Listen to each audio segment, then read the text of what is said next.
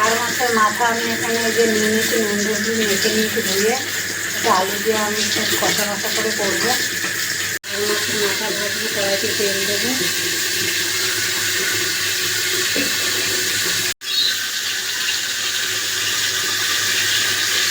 তেল গরম হয়ে গেছে, মাথাগুলো ভেজে নেবো।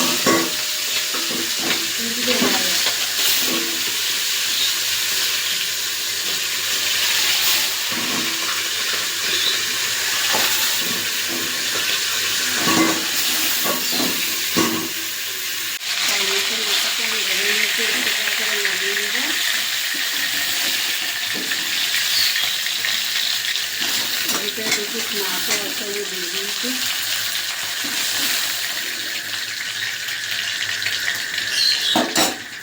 একটু তেল দিয়ে দিয়েছি, এবার আলুগুলো ভেজে নেবো।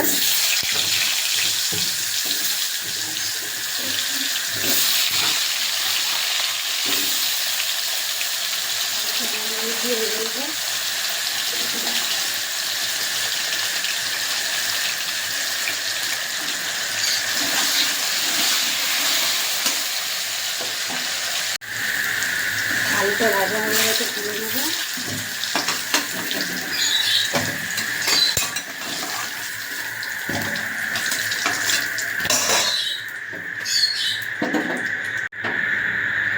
গোটা জিরে ফোড়ন দিয়ে দেবো।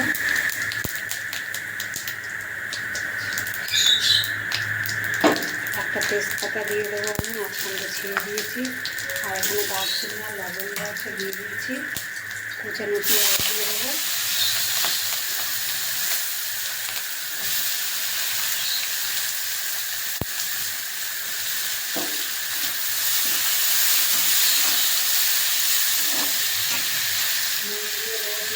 পেঁয়াজটা নরম হয়ে যাবে, তারপরে আমি দিয়ে দিয়েছি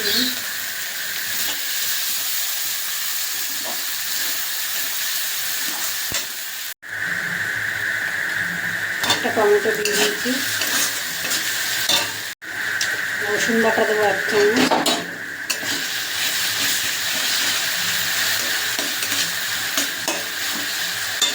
আদা বাটা দেবো 1 চামচের থেকে একটু কম।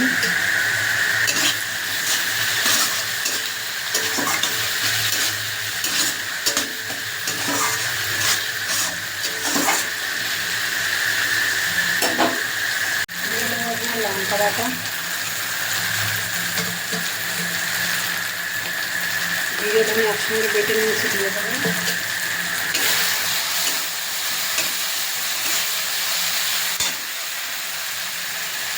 মতন হলুদ দিয়ে দেবো।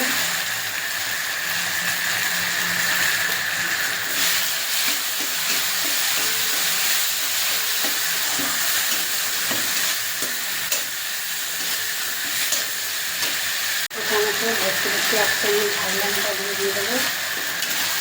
মাথা একটু ঝাল না হলে খাওয়া যায় না।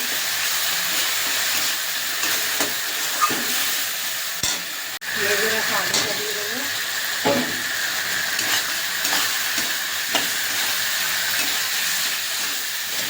আলুর সাথে ভালো করে মশলা কষিয়ে নিয়েছি, ভেজে রাখা আর মাছের মাথাগুলো দিয়ে দেবো।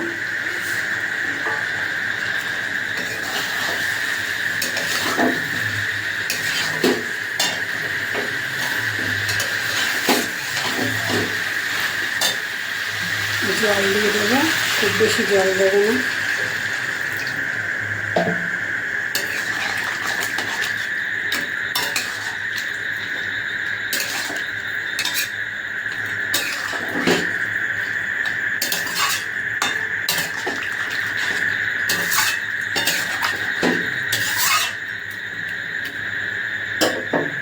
এই যে বন্ধুরা দেখো, আর মাছের মাথা কাটা চচ্চড়ি করেছি আমি, এই যে হয়ে গেছে। এবার নামিয়ে দেবো, একটু গরম মশলা দিয়ে দেবো, নামিয়ে দেবো। এর মধ্যে 2-3 পিস মাছও আছে, আমি আর আলাদাভাবে করিনি, এর ভেতরেই দিয়ে দিয়েছি। এবার নামিয়ে দেবো। এই দেখো বন্ধুরা, হয়ে গেছে। আর মাছের মাথা কাটা চচ্চড়ি করেছি আমি, একটু হালকা ঝোল ঝোল রেখেছি। ভালো লাগলে একটা লাইক কমেন্ট করে দেবেন আর সাবস্ক্রাইব করে দেবেন।